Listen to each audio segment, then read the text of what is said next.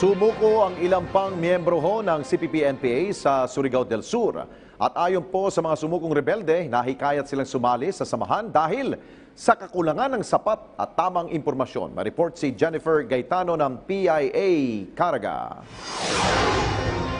Sumuko ang 64 na mga miyembro ng CPP-NPA at mga taga-suporta nito mula sa Sitio Ibuan, Barangay Mampi, Lanuza, Surigao del Sur sa 36th Infantry Battalion, Philippine Army. Ito ay sa harap ng puspusang kampanya ng pamahalaan kontra terorismo at pagtulong sa surrenderies. Ayon kay Telma Salazar, kagawad ng Barangay Mampi at isa sa surrenderies, dati na siyang taga-suporta ng teroristang NPA sa kanilang lugar at nagsilbing kalihim ng makakaliwang grupo. Paliwanag ni Salazar, wala siyang intensyon na lumaban sa gobyerno at pumatay ng mga inosenteng tao. Dahil sa kalayuan ng kanilang barangay at kakulangan ng tamang impormasyon, ay madali silang nakumbinsi ng NPA na sumanib sa kanilang grupo. Laking pasasalamat din niya sa inisyatibo ng pamahalaan na sila'y masagip mula sa masasamang gawain ng NPA at mabigyan sila ng panibagong buhay. May panawagan din siya sa iba pa nilang kasamahan na nasa bundok kasama ang NPA, kabilang na ang kanyang anak na si Ivy at asawa nitong si Paquito de Licona.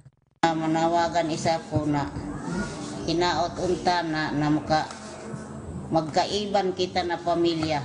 Kamu makahuna-huna na manguli kamo sa ato lugar, balik sa pagpaligal sa gobyerno, hinaot na makonsensya kamo.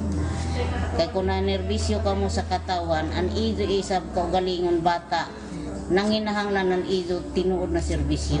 Kasabay ng kanilang pagsuko ay nagkaisa rin sila kasama ng mga residente sa pagdeklara ng persona non grata sa CPP-NPA-NDF sa kanilang lugar. Sa tulong na rin ng barangay officials at tribal leaders sa pagbuo ng resolusyon ukol dito.